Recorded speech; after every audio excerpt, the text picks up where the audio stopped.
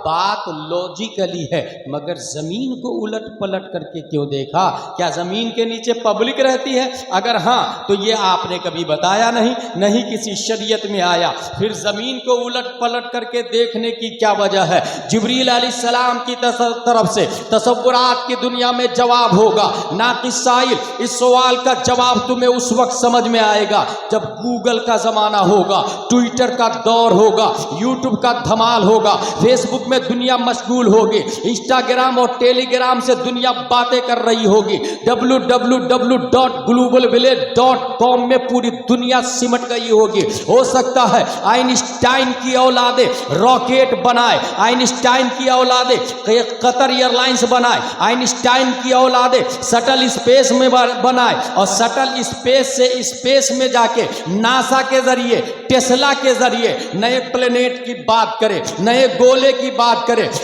Carbon, oxygen, hydrogen, nitrogen, phosphorus पैदा करने की बात करें, स्पेस में बिल्डिंग बनाने की बात करें और स्पेस में जमीन की तरह दूसरी जमीन ढूंढ ले और किसी नए प्लेनेट से नई मखलूक एलियन का चेहरा पेश कर दे और ये कहे, ऐ बंगाल के सुन्नी मुसलमानों, ये लो फला प्लेनेट पे तुम्हारे नबी से ज्यादा खूबसूरत है, तुम्हारे नबी से ज्यादा स्मार्ट है, तुम्हारे नबी से ज्यादा जीनियस है।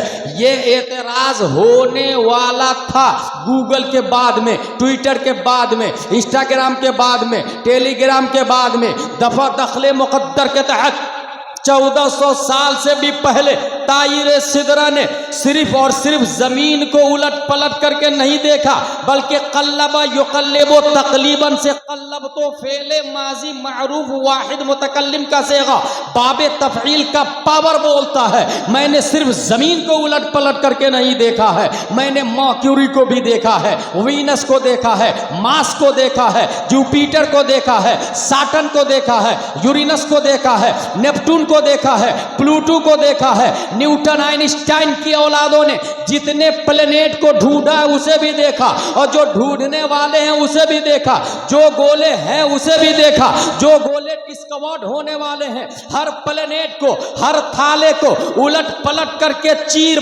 फाड़ के ताईरे सिदरा ने देखा और उसके बाद जो जजमेंट दिया है उसकी तर्जमानी मेरा इमाम, अच्छे रजा, प्यारे रजा, आशिक रजा, फाजिल रजा, अल्लाह की रजा, सहाबा की रजा, अपने वक्त का इमाम आज़म, अपने वक्त का इमाम मालिक, अपने वक्त का इमाम शाफई, अपने वक्त का इमाम अहमद बिन हंबल 10 शव्वाल 1272 हिजरी 14 जून 1856 ईस्वी में तसर्रुफात की करवटें लेता हुआ तमाम साइंसदानों का बाप बनकर, वक्त का मुजद्दिद आज़म बनकर बरेली की धरती पर इमाम अहमद रजा खान की शक्ल में पैदा होते हैं और इमाम अहमद रजा ने दुनिया की अदालत को आवाज दिया, अमेरिका वालों तुम भी सुनो, डरबन वालों तुम भी सुनो, लीबिया वालों तुम भी सुनो, हमारे नबी सबसे ज्यादा खूबसूरत है और चश्मदीद गवाह जिब्रील अलैहिस्सलाम आज भी जिंदा है। बरेली का कलंदर बोलता, यही बोले सिदरा वाले,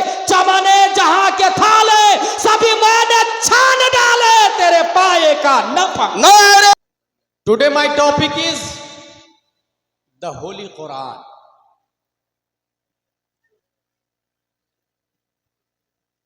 इस वक्त पूरी दुनिया में सबसे ज्यादा पॉपुलर जो ऐप है उसका नाम है चैट जीपीटी।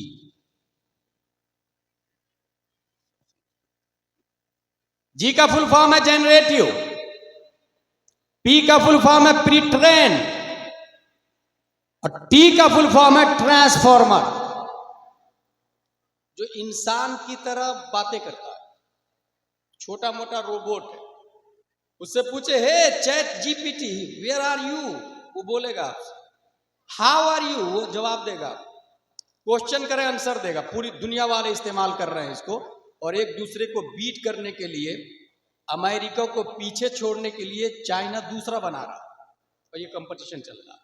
हमने चैट जीटीपी से पूछा, जीपीटी से पूछा, can a book like the Holi Quran will come again, क्या कुरान की तरह कोई दूसरी किताब आ सकती है? उसका जवाब है no, Quran is the final revelation. वाह वाह वाह, no more books like holy Quran will come again. Quran Allah की आखिरी वही है, इसके बाद कुरान की तरह कोई और किताब नहीं आ सकती। सुभान अल्लाह, सुभान अल्लाह। यही से गुलाम जिलानी अजहरी इस नतीजे पर पहुंच गया कि तुम टेक्नोलॉजी कितने ही बना लो, उस टेक्नोलॉजी से पूछोगे तो वही जवाब देगा कि दुनिया में इस्लाम से अफजल व आला कोई मजहब ही नहीं हो सकता। सुभान अल्लाह। वाह। जिस वक्त माइक वजूद में आया था तो साइंटिस्ट ने दावा किया था हम एक ऐसा माइक बनाने वाले हैं जो पहले की बोली हुई बातों को भी रिकॉर्ड कर लेगा। ये माइक अभी बोल रहा, आपके सामने मेरी आवाज पहुंचा रहा है, ये एक मशीन है, लेकिन यही माइक अपडेट होगा और 1 घंटा पहले जो बोल चुका यहां लगा दे तो वो उसको रिकवर कर लेगा, क्योंकि बातें खत्म नहीं होती है, वो स्पेस में रहती है। ये माइक उसको ऑब्जर्व कर लेगा, कैच कर लेगा। मैं खुश हो गया, वेरी गुड, वेल डन। तुम 1 घंटा नहीं 10 घंटे वाला बना, और तरक्की करना, 100 साल वाला बनाना, 200 साल वाला बनाना, 1000 साल वाला बनाना। और जब 1000 साल पहले की बातें रिकॉर्ड होगी तो वो दिन बईद नहीं है कि ऐ क्रिश्चियनों, ऐ यहूदियों, तुम अपने नबी हजरत मूसा और हजरत ईसा की आवाज सुनोगे और फिर ये तुम्हें सुनना होगा, वो ये कहेंगे कि पूरी दुनिया के आखिरी नबी, चहीते नबी प्यारे मुस्तफा सल्लल्लाहु अलैहि वसल्लम है। ऐ मेरी उम्मतों, ऐ मेरे फरमाबरदारों, ऐ मेरे पैरोकारों, अगर तुम ये चाहते हो कि अपने ईमान की हिफाजत करें तो मोहम्मद पर ईमान लिया, क्योंकि अगर मैं भी मुस्तफा का जमाना पाता तो उन पर ईमान लाता और उन्हीं की किताब कुरान मुकद्दस की तिलावत कर। बहुत खूब, बहुत खूब। बनाओ जितनी टेक्नोलॉजी बना, मगर इस्लाम को बीट नहीं कर सकते आप। कुरान 114 सूरत है, 7 मंजिल, 23 बरस में नाजिल होता है। 1000 अवामिर order, 1000 Navahi doesn't, 77,450 कलिमा, 3 lakh हुरूफ। Quran मुकद्दस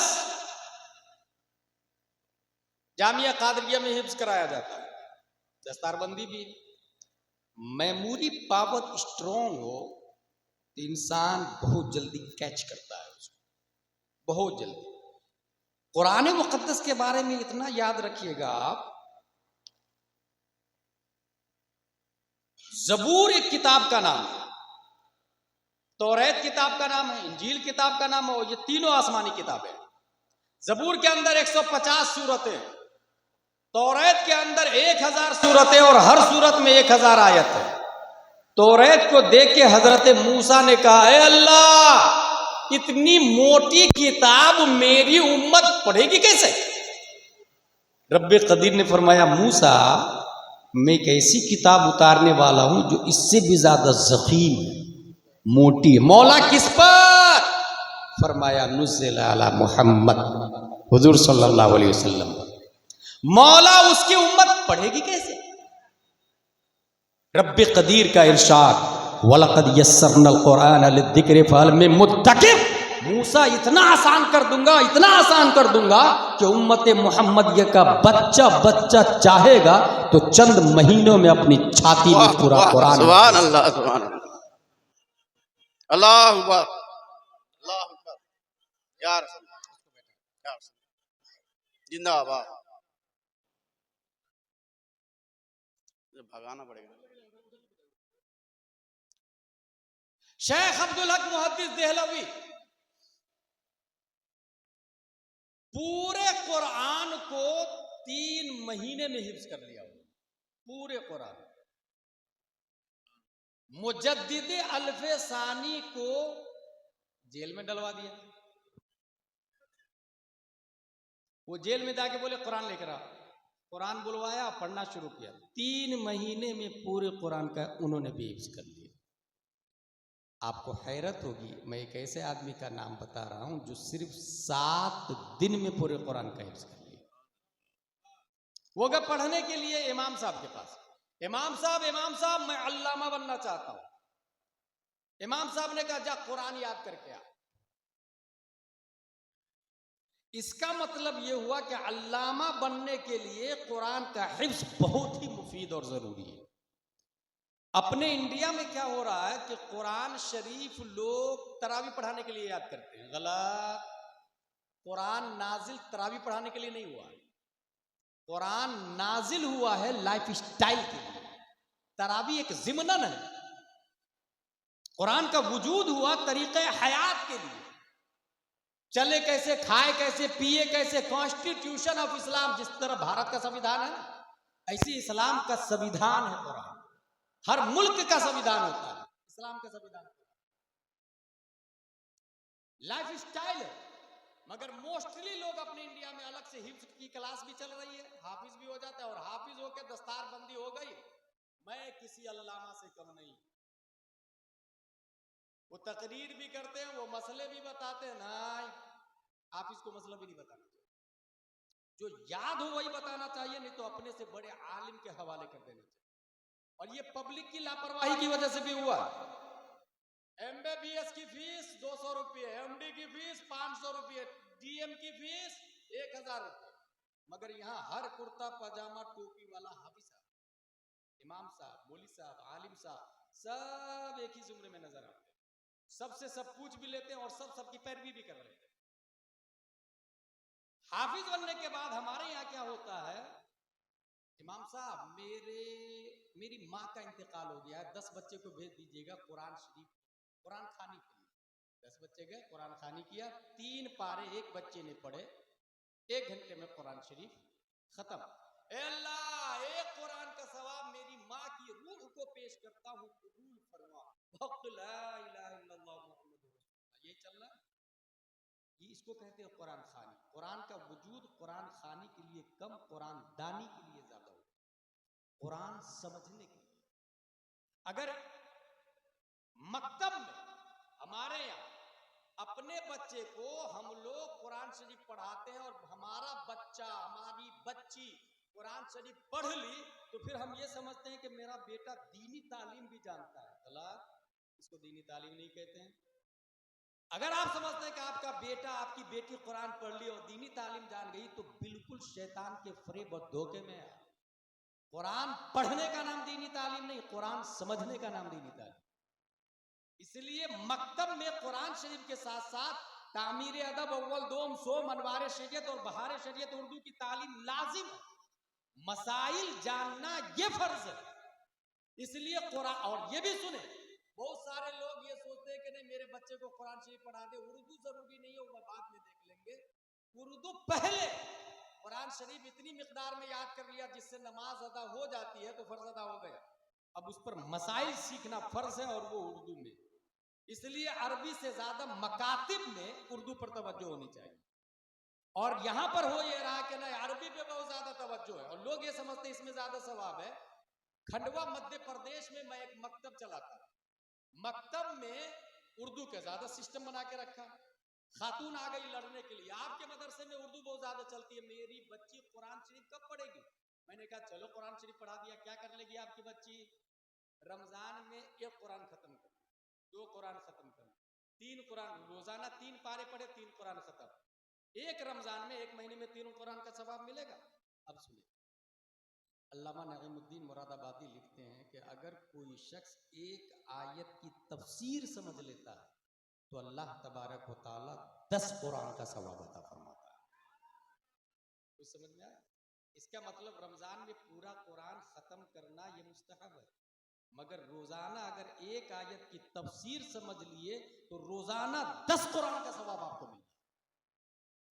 इसकी तरफ कोई नहीं तवज्जो दे रहा। रस्मो रिवाज, माहौल, सिस्टम, थ्योरी, उसकी तरफ सब लोग चले जा रहे हैं।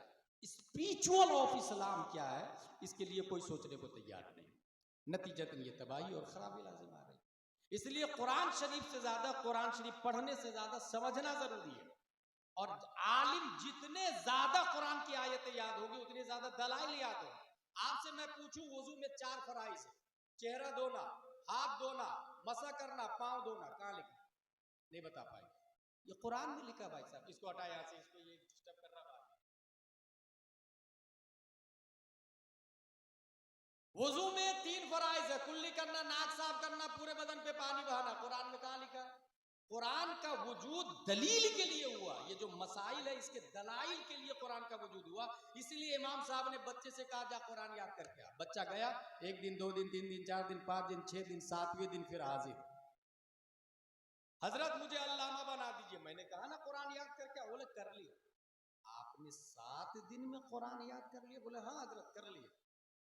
उस बच्चे का नाम मोहम्मद बिन हसन शीबानी रज़ी अल्लाह ताला अन्हु है। और वो इमाम साहब जिसने कहा जाओ कुरान याद करके आओ, उस इमाम का नाम इमाम आज़म अबू हनीफा रज़ी अल्लाह ताला। आपको हैरत होगी, मजीद भारत में मैं एक ऐसे आदमी को जानता हूं जो सिर्फ 7 घंटे में पूरे कुरान का हिफ्ज़ कर लिया। 7 घंटे में। हुआ यूं, उससे किसने कह दिया हाफिज साहब, he thought of not Hafiz Quran but you said हाफिज साहब, I have 2 ऑप्शन। मैं हाफिज नहीं हूं, तुमने हाफिज कह दिया। या तो मना कर दूं भाई कल से हाफिज मत बोल, या तो फिर हाफिज बन ही जाता हूं ताकि इसकी बात सच हो जाए। इस वक्त क्या हाल चल रहा? नाजरा खान सोचता है लोग मुझे हाफिज साहब बोले, हाफिज साहब सोचता है लोग मुझे आलिम साहब बोले, आलिम साहब सोचते हैं लोग मुझे मुफ्ती साहब बोले, और कुछ मुफ्ती मुजद्दिद का पेपर बांट रहे हैं। लेकिन वो आदमी था, उन्होंने कहा कि भाई मैं हाफिज नहीं हूं, इसने हाफिज कह दिया, अब क्या करूं मैं, इसको मना कर दूं या हिफ्ज कर लूं? उन्होंने दूसरा वाला ऑप्शन चुना, लाओ हिफ्ज कर ही लेता हूं, किसको किसको मना कर दूं। उसने पहला पारा अलिफ लाम मीम 1 बार पढ़ा और याद कर लिया, सिर्फ 1 बार, और इतना अच्छा याद किया कि जाके तरावी भी पढ़ा है। दूसरे दिन सयकूल 1 बार, तीसरे दिन तिलकर रसूल, चौथे दिन लंतनालू, 5वें दिन वल मुहसना, 6वें दिन ला युहिब्बु, 7वें दिन वैदा समय, 8वें दिन वलौ अन्नना, 9वें दिन काल अल मलौ, 10वें दिन वअलमु, 11वें दिन याअतदिरुन, 12वें दिन वमा मिन दाब्बा, 13वां दिन वमा उबर्रियो, 14वां दिन रोबमा, 15वां दिन सुब्हानल्लज़ी, 16वां दिन काल अलम, 17वां दिन इक़्तरब, 18वां दिन क़द अफ़लह, 30वां दिन अम्मा यतसालून 1 बार पढ़ा और याद कर लिया। उनके पढ़ने के टाइम को जोड़ा गया तो तखमीनन 7 घंटे में हाफिज कुरान बनने वाला कोई और नहीं, सुन्नियों की आन बान शान, बरेली का कलंदर, भारत की जान, इमाम अहमद रजा खान।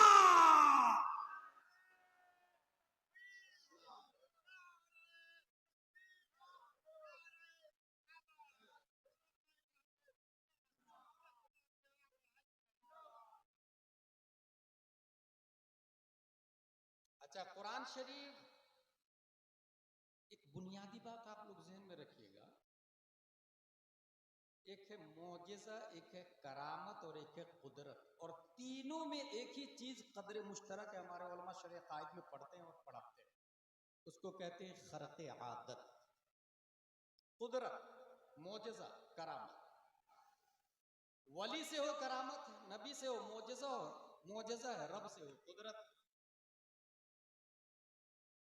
सबसे बड़ी करामत क्या है और सबसे बड़ा मौजिज़ा क्या है? यहां पर एक वली दाएं तरफ, एक वली बाएं तरफ। ये दाएं वाले वली पानी पे नहीं चलते, हवा में नहीं चलते, दरख्त को नहीं बोला, बीमारों पर हाथ रख के शिफा नहीं देते। जब मुअज्जिन हय्या अलल फलाह कहता है तो वो मस्जिद में चले जाते, झूठ नहीं बोलते, नमाज पढ़ते हैं, अल्लाह अल्लाह करते। इधर वाले जो वली है वो पानी पे भी चलते, हवा में भी चलते, परिंदों को भी बुला लेते, और मरीजों की लाइन लगी रहती है। पब्लिक भीड़ किधर लगाए, अकुश लेफ्ट में या राइट में? लेफ्ट में भीड़ लगाए। इसी को कहते हैं रस्म और रिवाज। स्पिरिचुअल ऑफ इस्लाम नहीं समझते। ये एजुकेशन नहीं, ये लिटरेसी नहीं, इलिटरेसी। अगर आप इस्लाम को समझेंगे तो पानी पे चलना करामत है ही नहीं। अगर पानी पे चलना करामत और विलायत की दलील है तो रूए जमीन पर सबसे बड़ा अल्लाह का वली डॉल्फिन को होना चाहिए, ब्लू व्हेल को होना चाहिए, शार्क को होना चाहिए, मगरमच्छ को होना चाहिए। मगर पानी पे चलना करामत है ही नहीं। अगर हवा में उड़ना करामत और विलायत की दलील है तो रूए जमीन का सबसे बड़ा अल्लाह का वली शाहीन को होना चाहिए। ईगल को होना चाहिए, बाज को होना चाहिए, कबूतर, मैना, कौवा, कबूतर को अल्लाह का वली होना चाहिए। मगर हवा में चलना विलायत है ही नहीं, पानी पे चलना विलायत है ही नहीं। मरीजों को शिफा देना अगर विलायत है तो दुनिया में जितने MBBS, MD और DM है, इन सबको अल्लाह का वली होना चाहिए। मगर ये अल्लाह के वली नहीं है। फिर वली है कौन और करामत सबसे बड़ी क्या है? आइए पीरों के पीर रोशन जमीर शेख अब्दुल कादिर रज़ी अल्लाह ताला अन्हु से पूछते हैं। गौसे आजम रज़ी अल्लाह ताला अन्हु से पूछा गया, हुजूर सबसे बड़ी करामत किसको कहते हैं? गौसे आजम फरमाते हैं, करामतुल वली अन यकून कौलुहु व फ़िअलुहु मुताबिक़न लिक़ौलिही व फ़िअलिही सल्लल्लाहु अलैहि वसल्लम। एक वली की सबसे बड़ी करामत यह है कि उनकी बात नबी की बात के मुताबिक हो, उनका काम नबी के काम के मुताबिक हो। पता ये चला ये जो दाएं वाला है ये नबी के तरीके पर चलता है, झूठ नहीं बोलता, रोजा रखता है, नमाज पढ़ता है, हय्या अल फलाह पर लब्बैक कहता है। और ये जो बाएं तरफ वाला है पानी पे चलना, हवा में उड़ना, क्या नबी पानी पर चले हैं? क्या नबी हवा में उड़े हैं? तारीख में ऐसा कुछ हो तो आप बता दे मुझे, तो मैं भी गौर व फिक्र कर लूं। गौसे आजम फरमाते हैं वली की सबसे बड़ी करामत यह है कि उनकी बात नबी की बात के मुताबिक हो, शरीयत पर चलना यह सबसे बड़ी करामत है। अल इस्तिकामा फौकल करामा, साबित हो गया हवा पे चलने वाला यह अल्लाह का वली नहीं हो सकता। मगर फसादे उम्मत के जमाने में टोपी के बगैर जो पानी नहीं पीता है, जो नमाज की पाबंदी करता है, जो झूठ नहीं बोलता है और जो नबी के नाम पे 24 घंटा मरने के लिए तैयार होता है, वो अल्लाह का वली है, वो अल्लाह का मुकद्दस वली है। और नबी के नाम पे मरना यह सबसे बड़ी करामत है। यहीं से पता चल गया तौहीद और रिसालत के शहदाइयों, ढोंगी बाबाओं के पीछे मत पड़ना, हवा में चलने वाले डुप्लीकेट पीरों के पीछे ना जाना। ये देखना वो आलिम है कि नहीं, वो नमाज पढ़ता है कि नहीं, वो जाहिलों के साथ इख्तिलात किस कदर रखता है, वो तन्हाई में औरतों को बैठा के सर पे हाथ रख के दुआ ताबीज तो नहीं करता है। अगर ऐसा आदमी है तो हरगिज हरगिज उससे बैत ना होना। और समझ जाना ये इंसान कौम के लिए फसादी है, ये इंसान शरीयत के लिए डेंजरस है। ये देखना कि उनका रंग ढंग नबी के रंग ढंग से मिल रहा है तो आंख बंद करके उसे के पीछे चलना, वही वो आदमी है जो आपको आला हजरत तक ले जाएगा, आला हजरत गौसे आजम तक, गौसे आजम मुस्तफा तक और मुस्तफा रब्बे कदीर तक पहुंचा देंगे।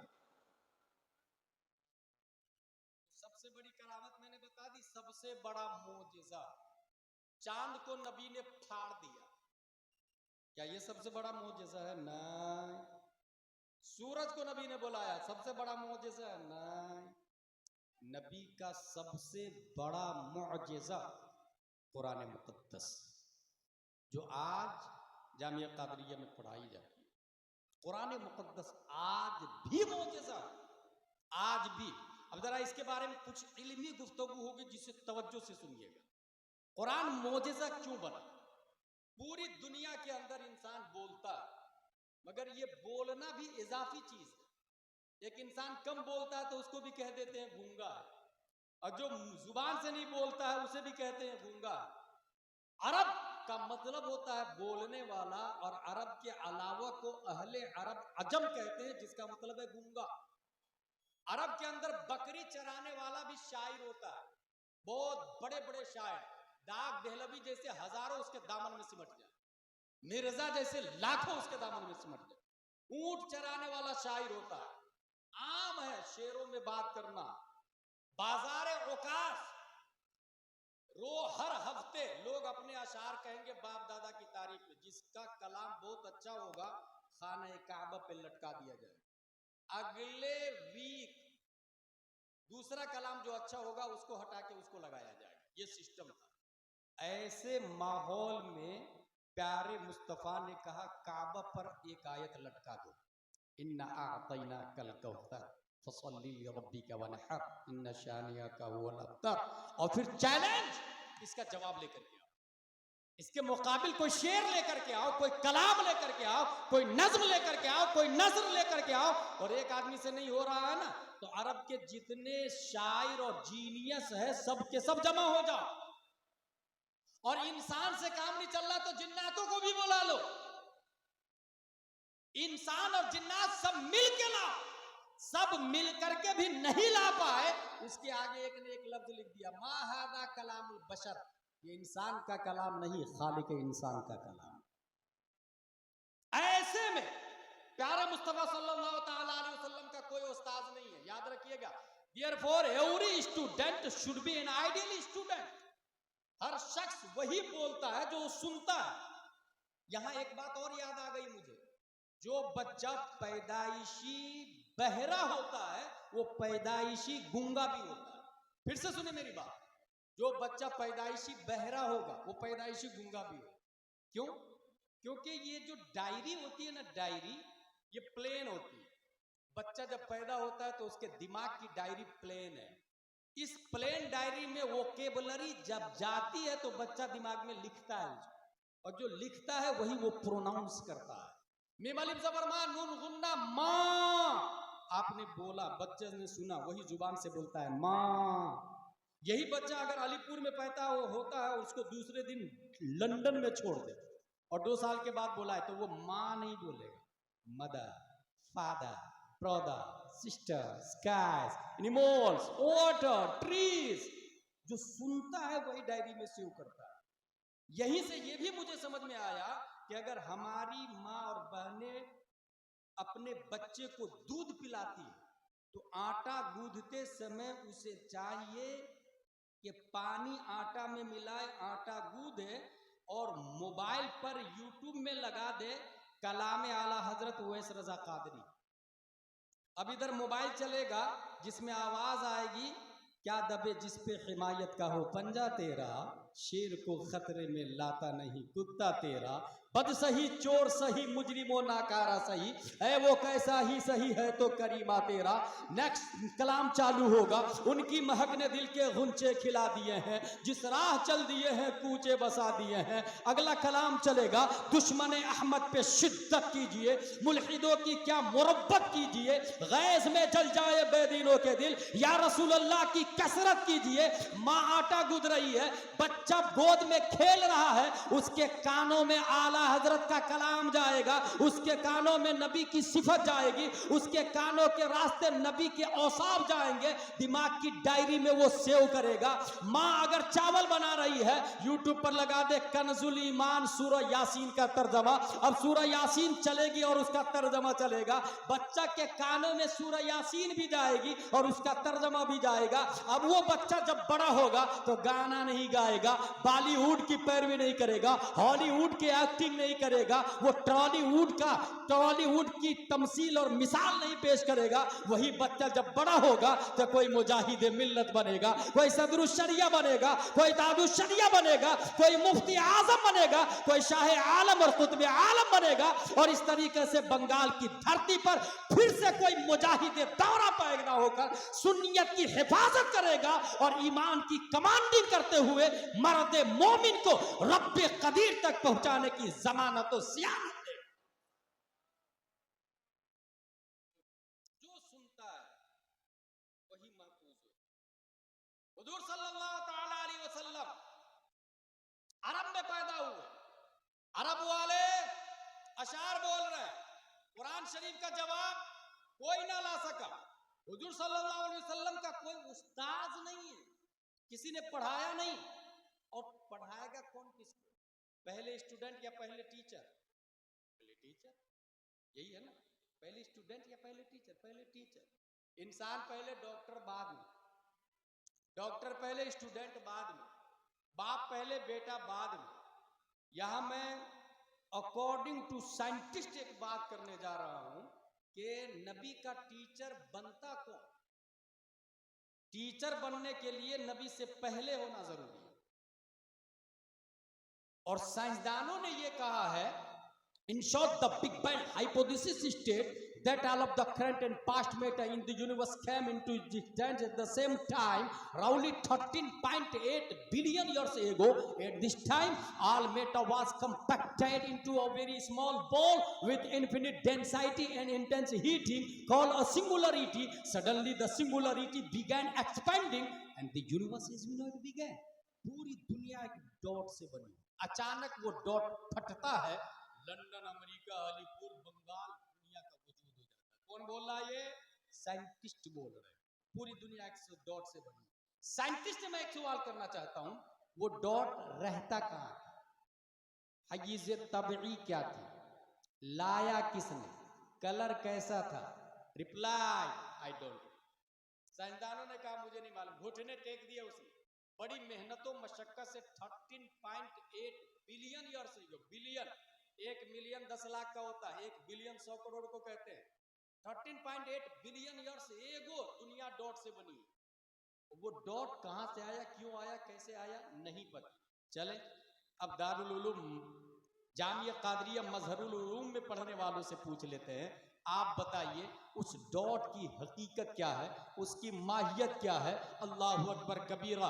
ये जामिया कादरिया के तलबा पहले सबसे पहले नाजरा पढ़ते, फिर एदादिया, ऊला, सानिया, सालसा, राबिया, खामिसा, सादिसा, साबिया, सामिना, फजीलत, बुखारी शरीफ, तिरमिजी शरीफ, अबू दाऊद शरीफ, मुस्नद अहमद बिन हम्बल हदीस तक पहुंचते हैं तो वहां एक बात नजर आ गई, और वो बात यह है कि 1400 साल पहले प्यारे मुस्तफा की बारगाह में खड़े होके हजरत जाबिर ने नबी से इस क्वेश्चन का आंसर पूछ लिया, या रसूल अल्लाह अखबिरनी अन अव्वल शैइन खलक़ल्लाहु तबारक व तआला क़ब्ल कुल्लिल अशिया। क़ाल या जाबिर इन्नल्लाह तआला क़द खलक़ नूर नबिय्यक मिन नूरिही फजअल ज़ालिका नूर यदूरु बिल क़ुदरति हैसु शाअ अल्लाहु तबारक व तआला व लम यकुन फी ज़ालिकल वक़्त लौहुन वला क़लमुन वला जन्नतुन वला नारुन वला मलकुन वला समाउन वला शम्सुन वला क़मरुन वला जिन्नुन वला इंसुन फलम्मा अराद अल्लाहु अन यख़लुक़ल ख़ल्क़ क़स्सम ज़ालिका नूर इला अर्बअति अज्ज़ा फ़ख़लक़ मिनल जुज़्इल अव्वल अल्लाह व मिनल सानी अल क़लम व मिनल सालिस अल अर्श सुम्मा क़स्सम अल जुज़्अ राबि इला अर्बअति अज्ज़ा इला आखिर। या रसूल अल्लाह, अल्लाह ने सबसे पहले किस चीज को पैदा फरमाया? प्यारे मुस्तफा जवाब देते हैं, जाबिर अभी जमीन नहीं है, आसमान नहीं है, सितारे नहीं है, कहकशा नहीं है, अशजार नहीं है, अबहार नहीं है, अकमार नहीं है, स्काइज नहीं है, एनिमल्स नहीं है, ट्रीज नहीं है, कायनात की कोई शय नहीं है। अल्लाह ने सबसे पहले तुम्हारे नबी के नूर को पैदा फरमाया है। अब बात समझ में आ गई। न्यूटन आजा, डार्विन आजा, जरकाली आजा, केपलर आजा, कैम्ब्रिज वाला तू भी आ, ऑक्सफोर्ड वाला तू भी आ, कॉन्वेंट वाला तू भी आ, लिटिल फ्लावर वाला तू भी आ, सेंट पायस वाला तू भी आ, सेंट जोसेफ वाला तू भी आ, सीबीएसई पैटर्न वाला तू भी आ। तू जिसे डॉट बोलता है उसकी हकीकत से तू तो जाहिल है, तू तो नाआशना है, तू तो इलिटरेट है, मगर इस्लाम बोलता है, जामिया कादरिया का तेवर और एजुकेशन बोलता है, वो डॉट नूरे मुस्तफा है, वो डॉट प्यारे मुस्तफा सल्लल्लाहु अलैहि वसल्लम है। अब सवाल पैदा होता है, यू हैव एनी प्रूफ? आपके पास क्या दलील है? वो डॉट नूरे मुस्तफा है। Yes yes yes, I have proof. One day हुजूर सल्लल्लाहु अलैहि वसल्लम ने पूछा, जिब्रील तुम्हारी उम्र कितनी है? जिब्रील अलैहिस्सलाम जवाब देते, आई don't know what is my age. या रसूल अल्लाह, मुझे नहीं पता मेरी उम्र कितनी है, हाँ इतना जानता हूं, एक तारा और जमीन से तारा डॉट की तरह दिखता है। एक तारा चौथे हिजाब में 70,000 बरस के बाद चमकता था, उसको मैंने 72,000 मर्तबा देखा।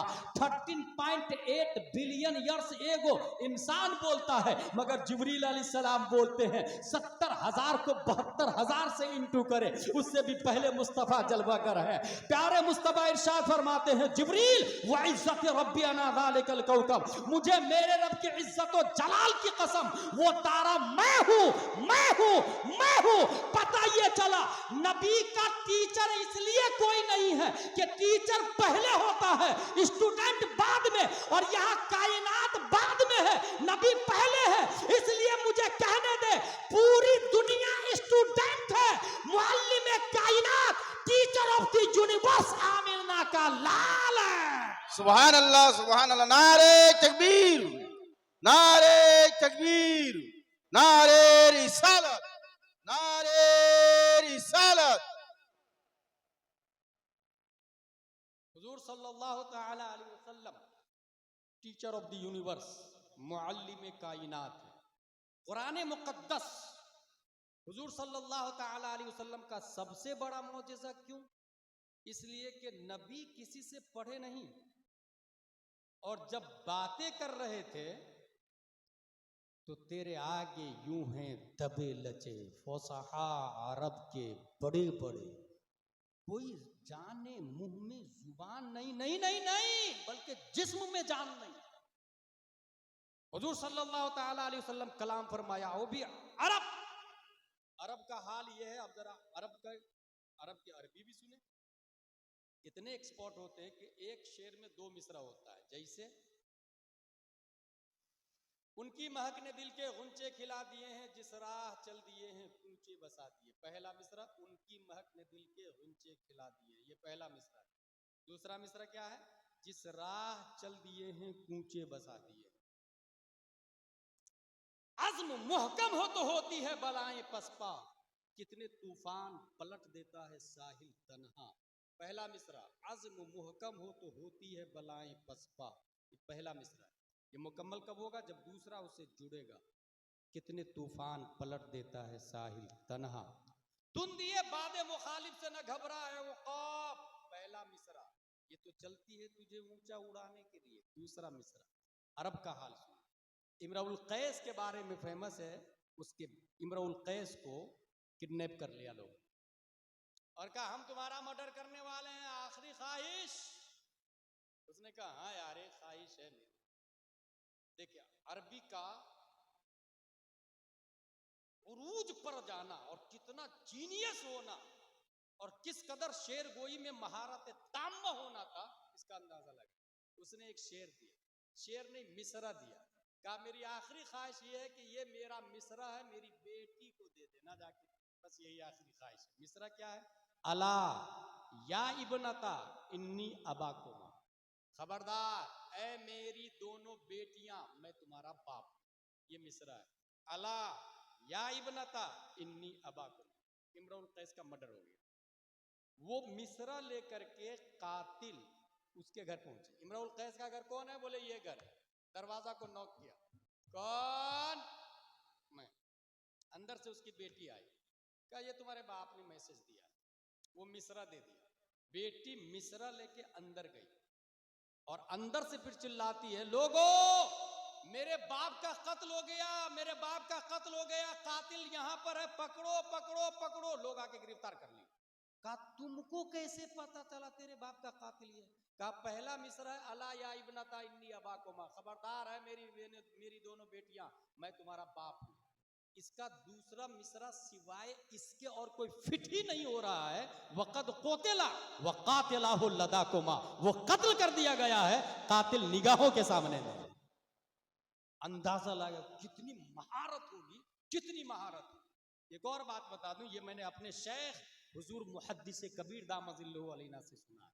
मुहद्दिस कबीर कौन है? आप लोग जनरल नॉलेज में दिमाग में बैठा ले। इस वक्त बांग्लादेश, पाक, श्रीलंका, नेपाल, भूटान, इंडिया, इन तमाम जगहों के उलमा को तराजू के एक पल्ले में डाल दो और दूसरे पल्ले में तनहा मुहद्दिस कबीर मुमताजुल फुकहा को डाल दे। शहजादे सदरुल शरिया हुजूर मुहद्दिस कबीर उन तमाम उलमा पे भारी और गालिब नजर आए। ये हुजूर मुहद्दिस कबीर जिनके बारे में ताजुल शरिया ने फरमाया था, अल्लामा का गुस्ताख कोई जाहिल ही हो सकता है। हुजूर मुहद्दिस कबीर से मैंने क्या सुना वो बताते हैं किताब के हवाले से। किताब भी मैंने सर्च किया है इसको। एक शख्स अरब की मजलिस में बैठता था, अरबी दानी देखे, अरब की मजलिस में बैठ के एक अजम का आदमी बरसों से अरब में रह रहा था, फारस का रहने वाला था। अरब में रहते रहते अरबी पर महारत ताम्मा हासिल हो गई। कोई आदमी अगर महाराष्ट्र से आके आपके ये अलीपुर में रहने लग जाए और बंगला बहुत शानदार बोले और ये कहे कि मुझे कुछ पकड़ भी नहीं पाता है कि मैं महाराष्ट्र का हूं या बंगला का हूं, उसकी महारत की बुनियाद। ऐसे ही अजम से एक आदमी जाके अरब में अरबी पर इतनी महारत किया तो उसने दावा कर दी कि मेरी गुफ्तगू से कोई अंदाजा नहीं लगा सकता कि मैं अरब का नहीं हूं। ये अरब वालों को अच्छा नहीं लगता। बाहर वाला हो के हमारे यहाँ घुस के इस कदर दावा, हमसे अच्छी अरबी का। एक काम कर, फला गांव में चले जा, उस गांव में फला आदमी से मिलना, एक देहाती से। अगर उसने नहीं पहचाना तो तुम्हारा दावा सच्चा है कि तुमको अरबी में महारत ताम्मा है, और अगर उसने पहचान लिया कि तुम अरब का नहीं हो तो आइंदा दावा मत करना। कहा ओके डन, चैलेंज, पहुंच गया गांव में, दरवाजा को नॉक किया, अंदर से बेटी आती, बच्ची आती है। इंते मन अंत, आप कौन? काना फुला आईना अबूक उरीदो अन अरा, तुम्हारा बाप कहाँ, मैं उनसे मिलना चाहता हूं। बच्ची का जवाब सुने, छोटी बच्ची है, बच्ची का जवाब सुने। अभी फाइल अल फयाफी फैदा फाल फयोफा, जवाब सीधा सर के ऊपर से बाउंस कर गया। आईना अबूक उरीदो अन अरा, तेरा बाप कहाँ, मैं उससे मिलना चाहता हूं। कुल तू अभी फाइल अल फयाफी फैदा फाल फयोफा, उसने फिर कहा आईना अबूक उरीदो अन अरा, अंदर माँ किचन में खाना बना रही थी, माँ बोलती है बेटी कौन है दरवाजे पर, तो बच्ची बोलती है लगता है कोई आजमी है, मेरी भाषा नहीं समझ रहा। लगता है कोई आजमी, एक बच्ची बोल रही है। उसने दावाई करना छोड़ दिया कि मुझे अरबी आती। इस कदर अरबी में महारत ताम अरब वालों को। ऐसे में मुस्तफा कुरान मुकद्दस लेकर के आते हैं।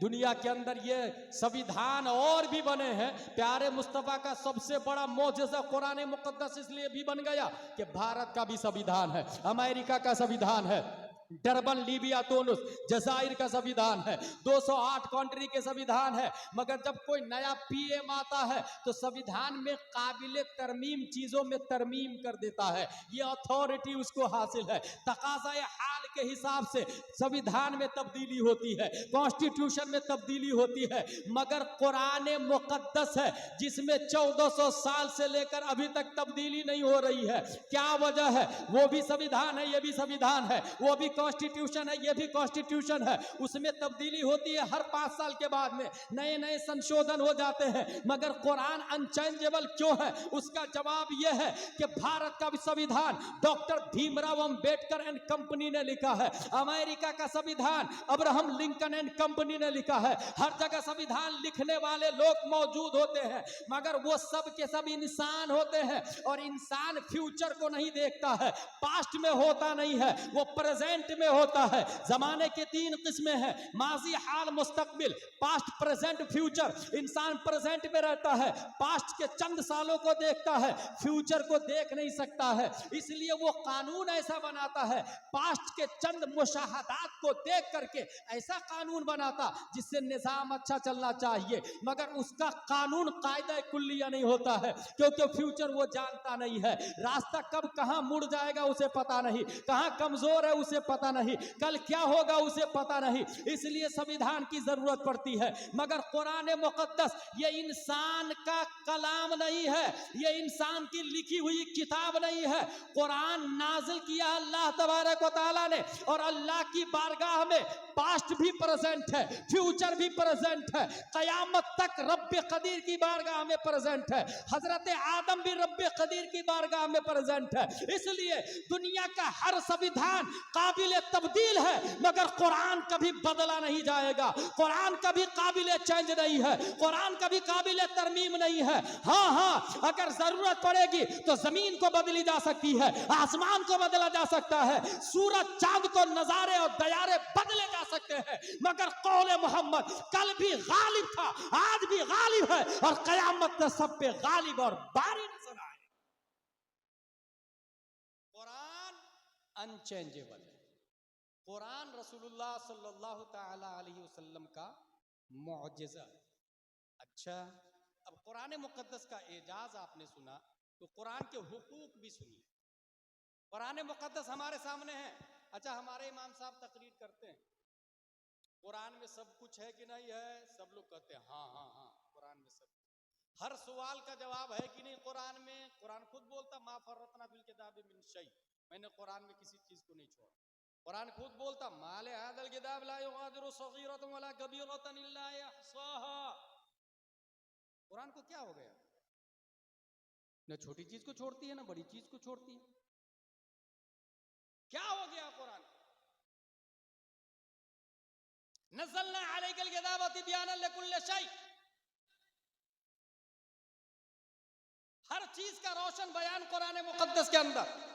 मगर उसके बावजूद ये मालदा वाले, ये बंगाल वाले जब भाई भाई से लड़ते हैं तो कुरान के पास आने के बजाय that's reason. That's weak point. यहीं से हमारी कमजोरियां समझ में आई। हमने कुरान को समझा ही नहीं। तो समझदार के पास जा रहे हैं ना, संविधान जो जानता है उनके पास जा रहे हैं।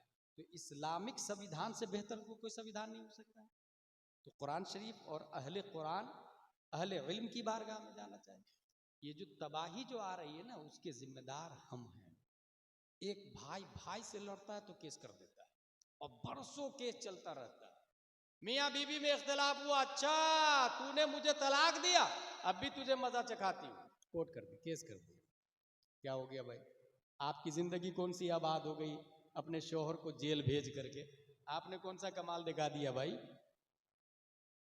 इस्लाम तो ये बोलता है कि अगर इख्तिलाफ हो, वइन खिफ्तु शिकाक बैनहुमा फबअतू हकमम मिन अहलिही व हकमम मिन अहलिहा। एक शोहर की तरफ से, एक बीवी की तरफ से जिम्मेदार आदमी, और वो बैठ के शरीयत के दायरे में फैसला करे। जो भी लड़की और औरत तलाक के बाद में पैसे का डिमांड करती है, वो लड़की फर्मा बरदार बीवी न थी, न है, न होगी। ये लिविंग रिलेशनशिप का नजरिया है, ये अमेरिका का कॉन्सेप्ट है, ये वेस्टर्न कंट्री का नजरिया है। पैसे लो, शोहर बदलो, इंजॉय करो, कोई पूछने वाला नहीं, गवर्नमेंट आपको फुल फैसिलिटी देगी। कुत्ता बिल्ली से शादी करे ना, गवर्नमेंट कुछ नहीं बोलेगी आप, मगर कुछ तो इंसानियत होनी चाहिए ना। इंसानियत की हिफाजत कौन करेगा? सिवाय प्यारे मुस्तफा के इंसानियत की हिफाजत के जिम्मेदार कोई नहीं। हमारे नबी है। मैं आपको छोटी छोटी कुछ बातें बताता हूं जिसको आप शौक लगेगा।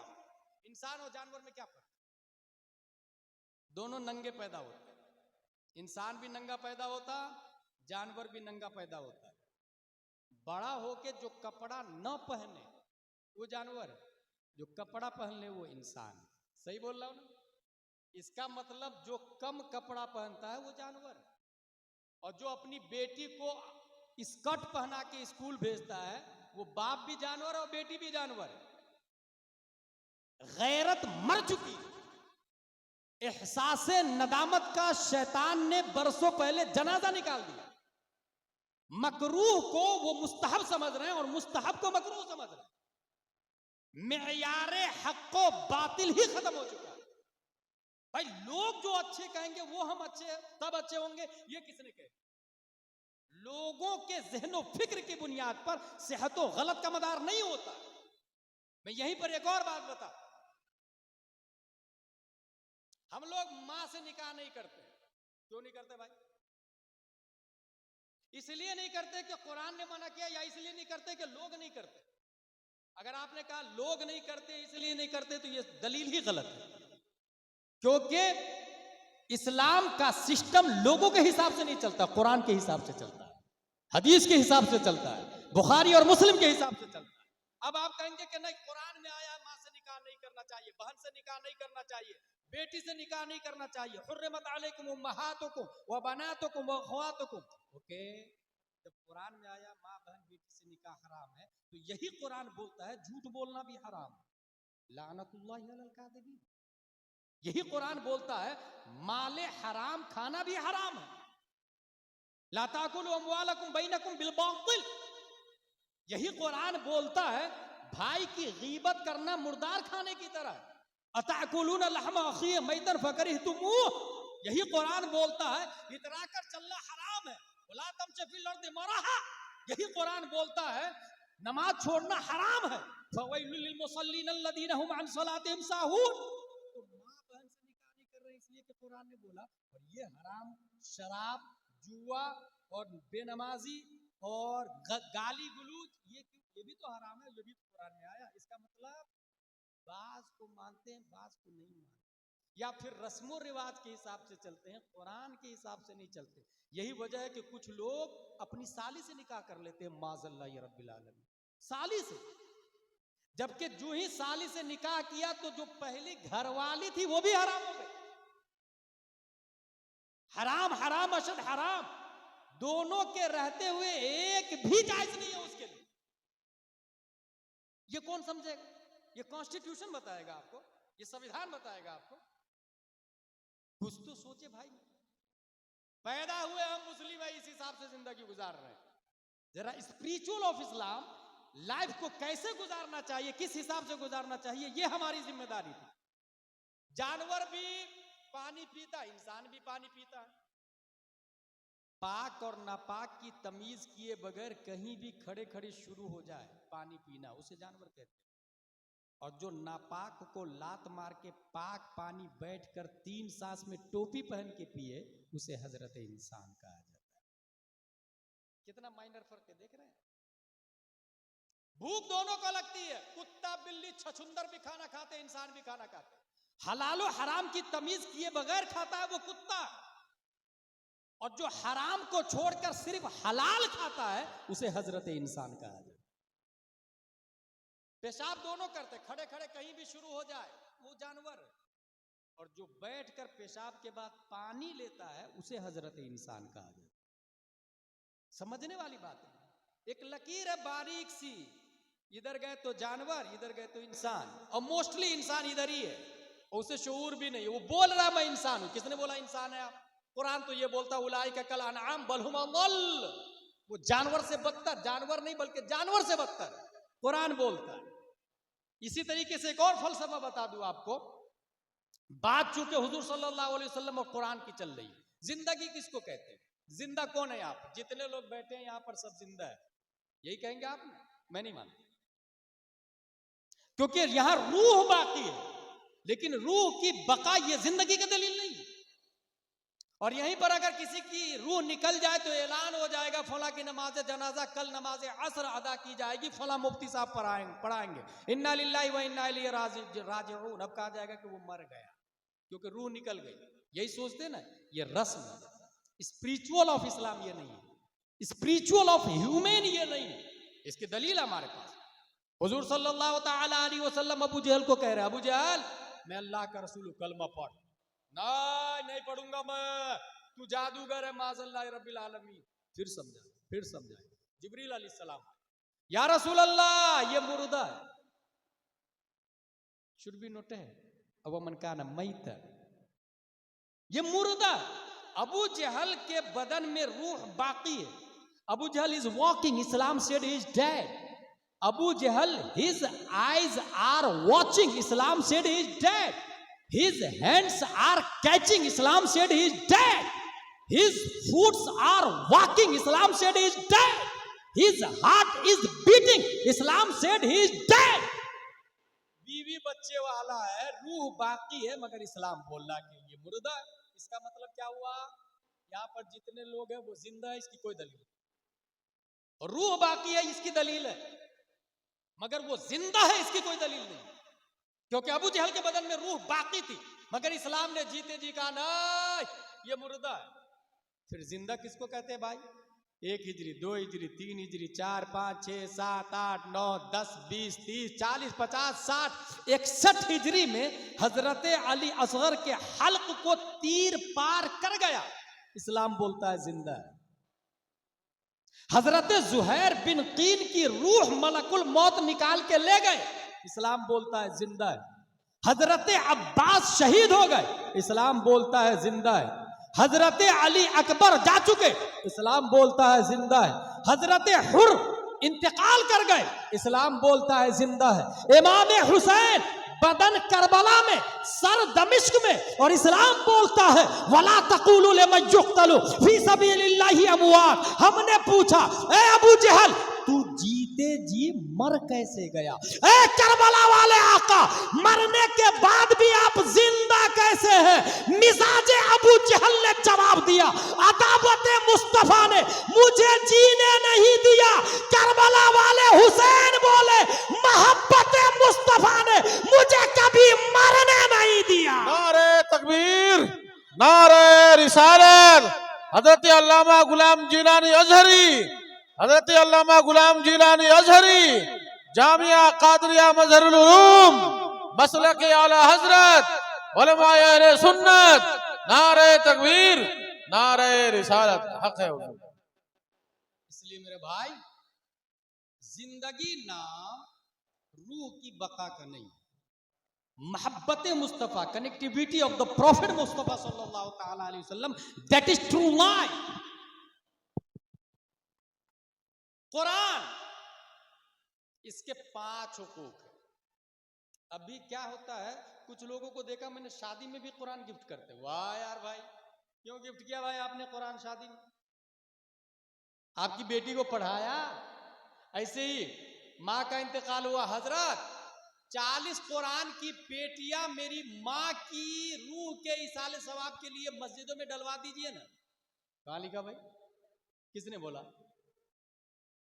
अब मस्जिद में पेटियां गई, होता क्या है वो देखो। एक मस्जिद में जब पेटी गई तो आप कितने दिन पेटी को जाके पढ़े? दूसरे की पेटियां तो रखी रहती है मस्जिद में, पारे रखे रहते हैं मस्जिद में, आप कितने दिन जाके पढ़े?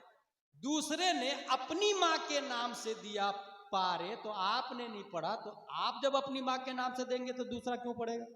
बेवकूफ है दुनिया क्या? टीट फॉर टैट, जैसी करनी वैसी भरनी, कमा तदीनो तो दान। दूसरे की माँ के नाम से आप नहीं पढ़ेंगे तो आपकी माँ के नाम से कौन पढ़ेगा? इसलिए धीरे धीरे पेटी पे पेटी, पेटी पे पेटी। मौजूद फिर मसला पूछता, मुफ्ती साहब 50 पेटियां हैं, पारे बोसीदा हो गए, दफन कर दो? बोले हाँ दफन कर दो। गई पेटी कब्रिस्तान। क्यों गई कब्रिस्तान? क्योंकि हम खुद मुफ्ती बन के पेटी भेज दिए थे कि माँ को सवाब मिलेगा। मुफ्ती खुद बन गए, फैसला खुद कर लिया। पेटी देने से पहले मुफ्ती साहब से पूछे, जामिया कादरिया में आए, हजरत माँ के इसाले सवाब के लिए क्या दूं? अब मुफ्ती साहब बोलेंगे माँ की इसाले सवाब के लिए आप नूरानी तालीम दे दें, आप अनवार शरीयत दे दें, आप नहमीर और शरे जामी दे दें, मीज़ानो मुनशरिफ दे दें। इदारे में जिस किताब की जरूरत है मस्जिद में जाके बहार शरीयत और कन्जुल ईमान और बुखारी शरीफ रखे, मुस्लिम शरीफ तर्जमा वाला रखे, तिरमिजी शरीफ रखे। अब जिसकी जरूरत है अगर वो दिया आपने, तो एक बच्चा अगर आपकी दी हुई किताब मिजानो मुनशरिफ पढ़ता है, उसके बाद में वो हिदायतुन नौ पढ़ा, उसके बाद में शरेजामी पढ़ा, उसके बाद में सादिसा सामिना तखस्सुस फिल फिक्र मुफ्ती बना, जब तक वो मुफ्ती जिंदा रहेगा आपकी वालदा को सवाब मिलता रहेगा। ये है बुनियादी बात। पारे देने से पहले, पेटी देने से पहले पूछे किस चीज की जरूरत है, वो दे। कुरान शरीफ बेटी को दिया, बेटी ले तो जाती है कुरान शरीफ, मगर इतनी अच्छी जगह और इतनी ऊंची जगह रखती है कि जिंदगी का हाथ कभी कभी वहां पहुंचता है साफ सफाई के लिए। जुमला पे नोट कीजिएगा, जिंदगी का हाथ कभी कभी पहुंचता है साफ सफाई के लिए। क्या इसके लिए कुरान नाजिल हुआ? कुरान के दरअसल 5 हुकूक है, सबके हुकूक होते हैं दुनिया में, ऐसी कुरान के हुकूक है। मेरी तकरीर अब खत्म होने जा रही है, 5 हुकूक सुन ले। नंबर 1, तस्दीक, कुरान को माने। कैसा माने कुरान को? कि ये अल्लाह की आखिरी किताब है और हर आयत को माने। किसी ने एक आयत का भी इनकार किया, गया काम से। तस्दीक, कुरान शरीफ में आया हर सहाबी जन्नती है। अब अगर कोई अमीर मुआविया को जहन्नमी बोलता, माज़ल्लाह रब्बिल आलमीन, गया काम से। सहाबी जितने हैं सबके सब जन्नती है। और कुछ डुप्लीकेट मौलाई लोग लॉलीपॉप दे करके गुमराह कर रहे हैं सुन्नियों कि ना हम अली वाले, अली वाले। भाई ओरिजिनल अली वाले हम हैं, मसलक आला हजरत वाले। क्योंकि हजरत अली रज़ी अल्लाह ताला अन्हु की ताकत और कुव्वत हमने बताई दुनिया के सामने। वहाबी देवबंदी तो तबाह बर्बाद कर रहे थे इस्लाम के सिस्टमाइजेशन को, ऑर्गेनाइजेशन को, स्ट्रक्चर को, मगर बरेली के कलंदर इमाम इश्को मोहब्बत ने बताया, शेर शमशीर जन शाह खैबर शिकन, परतबे दस्ते कुदरत पे लाखों सलाम। ओरिजिनल हजरत अली के मानने वाले हम लोग हैं, मगर इसका हरगिज मतलब नहीं कि अमीर मुआविया जहन्नमी माज़ल्लाह रब्बिल आलमीन। अमीर मुआविया सहाबी रसूल है, वो सरदार है, हमारे सर के ताज है। और जितने सहाबा है सब के सब सर के ताज है। किसी एक की भी तौहीन की माज़ल्लाह तो उसका ईमान खत्म, गया काम, तबाह बर्बाद हो जाएगा। तो कुरान शरीफ की हर आयत को मानो। तस्दीक,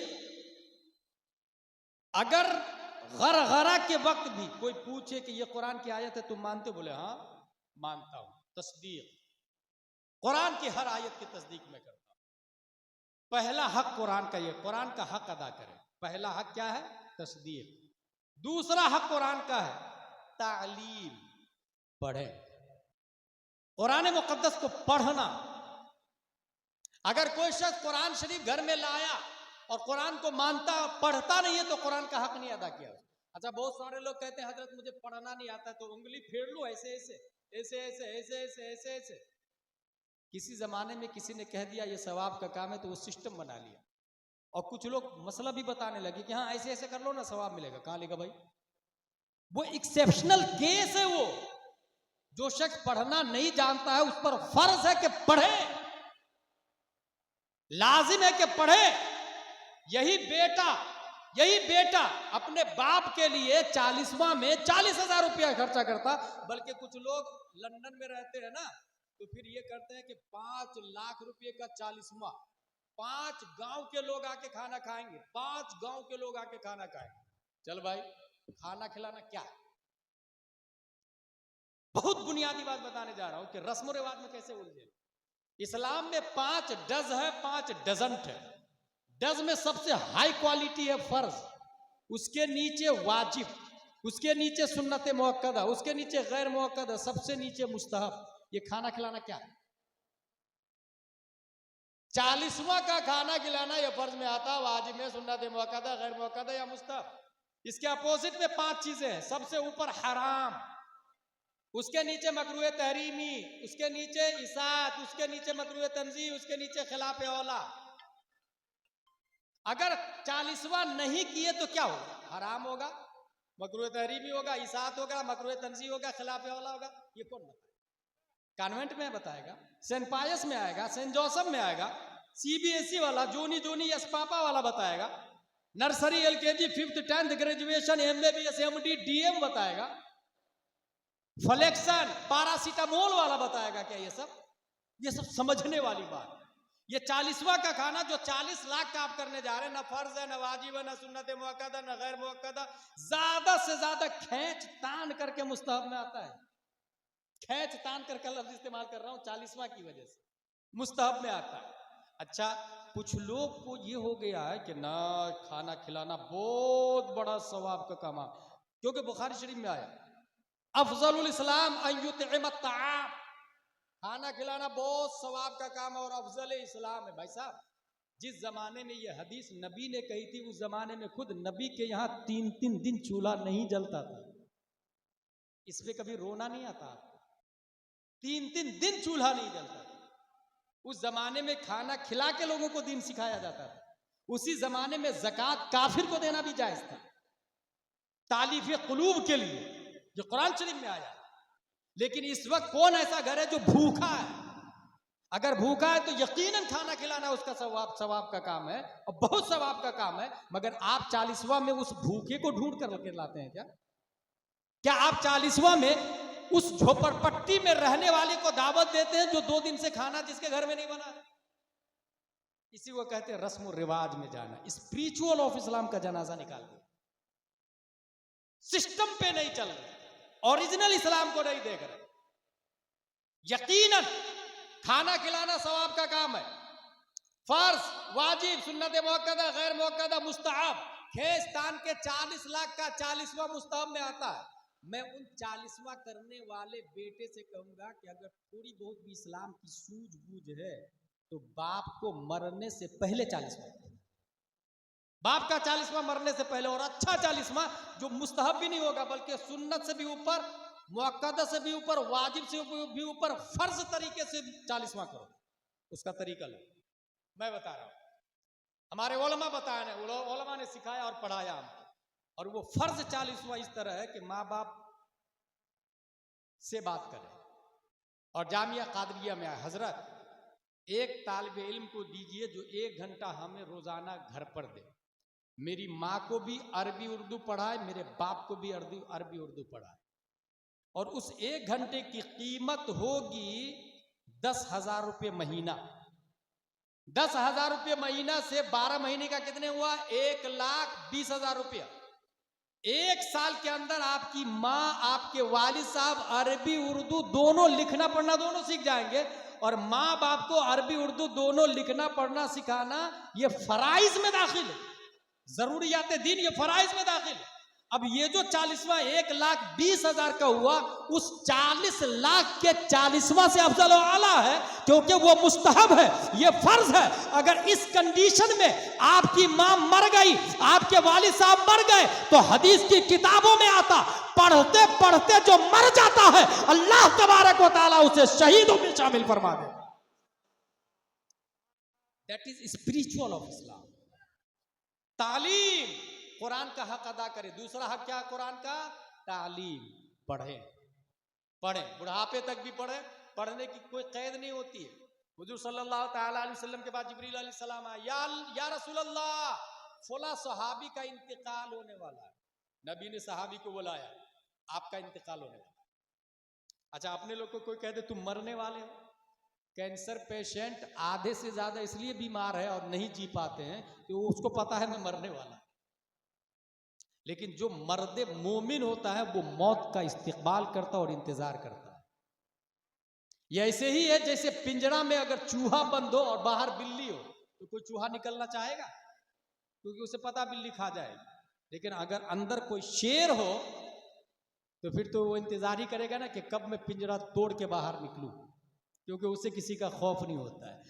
जो शख्स नबी की मोहब्बत में अपने वजूद को फना कर देता है, वो अपने आप में दुनिया में शेर हो जाता है, शेर हो जाता है, शेर। बल्कि मैं ये कह दूं, जो कुत्ता वली से प्यार करता है वो शेर पे भारी हो जाता है, तो जो इंसान नबी से प्यार करे वो कितना बड़ा शेर दिल हो जाए।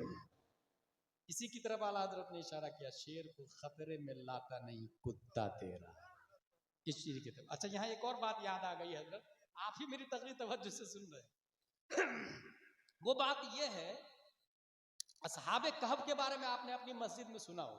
ये मैं मस्जिद का जिक्र इसलिए हर जगह करता हूं कि जो शख्स अपने इमाम साहब की तकरीर सुनता है वो इंसान अपग्रेड है, वो अच्छा है, उसके ईमान की हिफाजत होती है।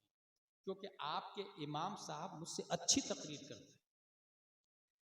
मुझे माकूल नजराना दे के बुला लेते हैं, तकरीर सुन के आप लोग चले जाते हैं, मगर जुमा में हर जुमा नई तकरीर करने वाले इमाम साहब को लोग नमाज के बाद में 100 रुपये का मुसाफा करने को तैयार नहीं। तकरीर सुनने भी लोग, तकरीर खत्म हो जाती है, अरबी वाला खुतबा शुरू होता है ना, तब जाते हैं, और अरबी वाला खुतबा समझते नहीं, अरबी वाला खुतबा भी तकरीर ही है, खुतबा का मतलब ही तकरीर होता है। इसलिए तकरीर में पहले जाया करें। और अगर आप ये कहेंगे मेरे इमाम साहब आपकी तरह तकरीर नहीं करते, ये मोस्टली सवाल आएगा ना, मेरे इमाम साहब तो है ठीक है मगर तकरीर आपकी तरह नहीं होती, तो उसकी वजह ये नहीं है कि वो इमाम साहब तकरीर मेरी तरह नहीं करते, वजह यह है कि आप 10,000 से ज्यादा निकाल नहीं पाते। आप तनख्वाह देते हैं 11,000, 15,000 किसी मस्जिद में, बल्कि किसी मस्जिद में हाफिज को रखते हैं ताकि वो मसला भी नहीं बयान करे। क्योंकि मसला बयान करेंगे तो ये कहेंगे शराब पीना हराम है, और मुतवल्ली का कारोबार ही शराब का है, सिक्योरिटी का कारोबार ही जुआ का है, सट्टा का है, हराम खोरी और हरामकारी का कारोबार है। इसलिए मौलाना को रखना ही नहीं, हाफिज को रखना। भाई साहब, आईना न देखने से चेहरे का दाग खत्म नहीं होता, आईना न देखने से चेहरे का दाग नहीं खत्म होता। इसलिए मैं ये कहता हूं कि अगर मस्जिद आपने 50 करोड़ की बनाई है, ये भी हो रहा है, मुझे एक मस्जिद बनानी है, मस्जिद का नाम है आला हजरत मस्जिद, कौन देगा पैसा? हजरत, मेरी तरफ से पूरी मस्जिद की ईंट, ओके, हाजी खालिद साहब पूरी मस्जिद की ईंट, हजरत मेरी तरफ से पूरा सरिया, ओके, नेक्स्ट नेक्स्ट नेक्स्ट। चंद सालों में 5 करोड़ की मस्जिद तैयार हो गई। अब बारी आ रही है कि भाई इमाम साहब गुलाम जिलानी अजहरी से भी अच्छा आलिम रखना है, तनख्वाह होगी 25,000 रुपये महीना, 12 लोग खड़े हो जाए, और 12 लोग, साल में एक बार नंबर आएगा, साल में एक बार नारा लगा दे, ऐसे बता रहे थे। नारे तकबीर, नारे रिसालत, नारे रिसालत, हजरत अल्लामा जमाल अनवर साहब किबला, नारे तकबीर, नारे रिसालत। मेरे भाई, 5 करोड़ की मस्जिद चंद सालों में तैयार है। गुलाम जिलानी अजहरी से अच्छा आलिम लाना है, 25,000 रुपये तनख्वाह, 12 लोग खड़े हो जाए मजमा में से, साल में एक बार नंबर आएगा, और वही 12 लोग खड़े होंगे जिनका मंथली इनकम 2 लाख 3 लाख रुपए। अब ये बताइए, 2 लाख इनकम मंथली हो, एक साल में 25,000 रुपया कोई भारी है उसके लिए? अगर 12 लोग नहीं खड़े, मस्जिद के लिए पूरी सीमेंट मेरी तरफ से, पूरी ईंट मेरी तरफ से, पूरा सरिया मेरी तरफ से। ये किसने बता दिया भाई मस्जिद बनाना सवाब का काम? कहाँ लिखा? किस किताब में? जहाँ ये लिखा है मम बना लिल्लाहि मस्जिदन बनल्लाहु बैतन फिल जन्नह औ कमा क़ाल, वहीं ये भी लिखा है मल्लम यारिफ हक़्क़ल आलिमिना फहुवा लैसा मिन्ना। शेख सादी फरमाते आलिम रा जर बेदे ता बिसियार खानदान। और यहां पर यह बात है कि आलिम के लिए कोई तैयार नहीं हुआ। अब नाजरा खां ही रहेगा तो तकरीर अच्छी कहां से होगी?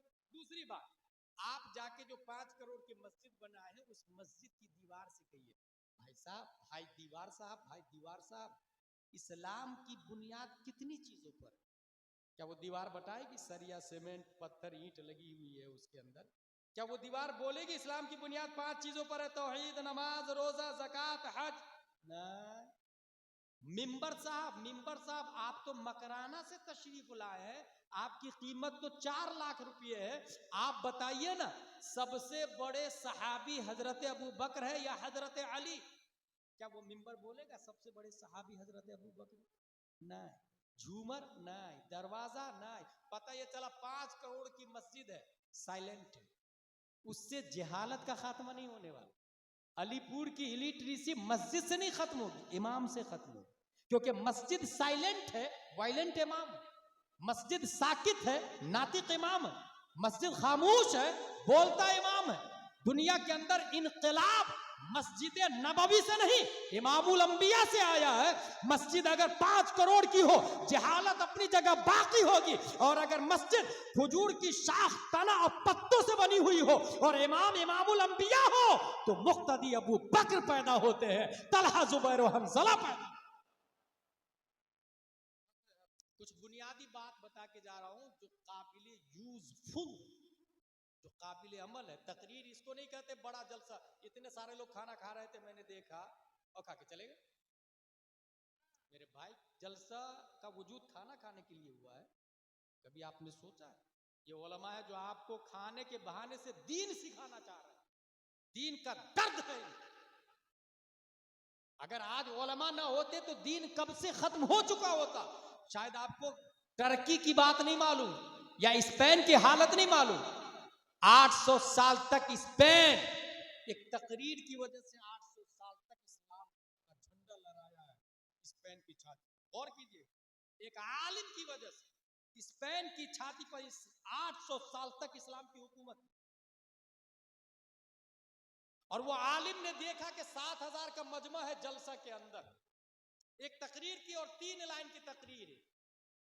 अय्युहन्नास ऐनल मफर अल-बहरु मिन वराइकुम वल-अर्दु अमामकुम वलैसा लकुम वल्लाहि इल्ला सिद्क़ वस-सब्र। मेरे दोस्तों कहां जाओगे? सामने दुश्मन, पीछे समंदर, डॉल्फिन, ब्लू व्हेल, शार्क, मगरमच्छ, दोनों जान के दुश्मन है। खा जाएंगे ये लोग, ये भी सिवाय इलाए कलमे हक के दिया is no option, no chance, no way, no street, no path. ये तकरीर किसने की है? एक आलिम साहब। इस तकरीर की वजह से 7000 के मजमा पर जो जुनून तारी हुआ, 800 साल तक स्पेन की छाती पर इस्लाम का झंडा लहराया है। वो आलिम साहब का नाम जानना चाहेंगे आप? उस आलिम साहब का नाम है हजरत तारिक बिन जियाद रदी अल्लाह ताला। तारिक बिन जियाद रदी अल्लाह ताला। 800 साल तक हुकूमत थी इस्लाम की। कहां पर? स्पेन में। किसकी वजह से? एक मौलाना की वजह से, हजरत तारिक बिन जियाद रदी अल्लाह ताला। मगर यही स्पेन को जब खत्म करना चाहा तो 50,000 से ज्यादा उलमा को कश्ती पे बैठा के गरकाब कर दिया, मार डाला। इस्लाम का खात्मा। आज स्पेन में इस्लाम का नामो निशान नहीं। इसलिए अपने उलमा को पहचाने, इल्म हासिल करे। कुरान का दूसरा हक तालीम है। पहला हक क्या बताया मैंने? तस्दीक। दूसरा तालीम, तीसरा तरतील, चौथा तामील और 5वां तबलीग। ये 5 हुकूक है कुरान को। तरतील, कुरान का तीसरा हक तरतील, सही पढ़े। सिफात लाजिमा, तजवीदुल हुरूफ और मारिफतुल वुकूफ।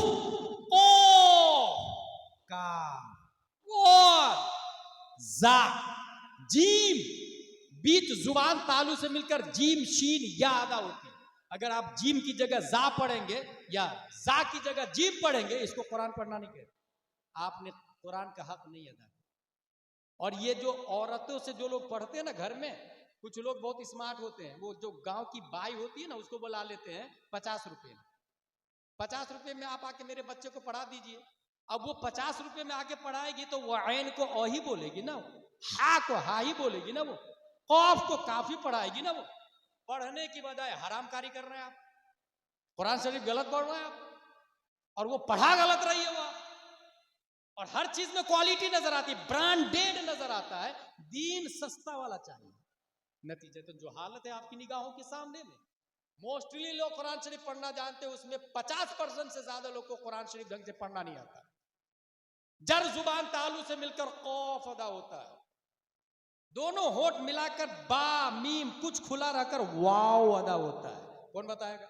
ये बाई बताएगी 50 रुपए वाली। इसलिए समझे, जरा सिस्टम को समझे। अच्छा, मैं खंडवा की बात कर रहा हूं, क्योंकि मैं खंडवा में बहुत साल रहा हूं और तकरीबन पूरे भारत का वही हाल है, इसलिए मैं फिर एक बात बताऊं। मुझे एक आदमी बुलाया, हजरत मेरी माँ का तीजा है तो जरा फातिहा करने के लिए आ जाइए ना। मैं गया, फातिहा करने गया तो उसने एक लिस्ट दिया, उसमें लिखा था 40 कुरान, 5 लाख कलेमे, 10,000 सूरह यासीन। मैंने कहा भाई ये किसने पढ़ा? बोले वो मैं खरीद के लाया। अबे ये खरीदा हुआ तो बख्शवा रहा, ला हौला वला कुव्वत। कितने में खरीदा? बोले 250 में खरीदा। मैंने कहा जिसने बेचा उसने पढ़ा कब? वो जिंदगी भर तो बेच रहा, तो पढ़ेगा कब वो? और जब पढ़ेगा तो अपने लिए पढ़ेगा कि तेरे लिए पढ़ेगा? और एक कुरान शरीफ पढ़ने में इतना टाइम लगता है, वो 40 कुरान तेरे को 250 में दे दिया। मैंने कहा मैं तो इसको नहीं बख्शूंगा, मैं 4 बार चारों कुल पढ़ूंगा, 3 बार कुल अल्लाह पढ़ूंगा और उसी को बख्शूंगा। और वो सच है, और उस सच पर हमारा अल्लाह कादिर है कि तुम्हारी मां को जन्नत अता फरमा दे। मगर ये झूठ मैं नहीं करूंगा। मैंने पेपर वापस कर दिया। वो भी बहुत बड़ा बेईमान था, फातिहा नहीं करवाया उससे। बोले दूसरा मौलाना लाओ, लाया दूसरा मौलाना। ये हंसने वाली नहीं, रोने वाली बात।